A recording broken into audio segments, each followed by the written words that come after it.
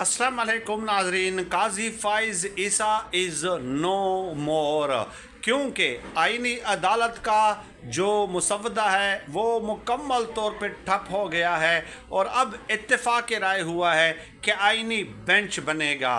आइनी बेंच अगर बनता है तो काजी फ़ाइज़ ईसा साहब की छुट्टी हो गई। और अभी थोड़ी देर पहले तहरीक इंसाफ का वफ़द जो है मौलाना फजल रहमान साहब के साथ मिलने गया है आइनी बेंच पे बात करने के लिए, और आइनी बेंच बनाना कोई ख़तरनाक बात नहीं है।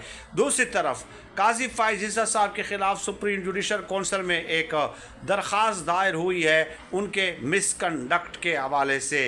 ये मिसाल ख़ुद काजी फ़ाइज़ ईसा साहब ने जस्टिस मुज़ाहिर अली अकबर नकवी के केस में सेट की थी कि अगर जज रिटायर्ड भी हो रहा है तो शिकायत तो रिटायर्ड नहीं होती। तो गोया अब ख़ुद अपने गड़े में काजी फ़ाइज़ ईसा साहब गिरने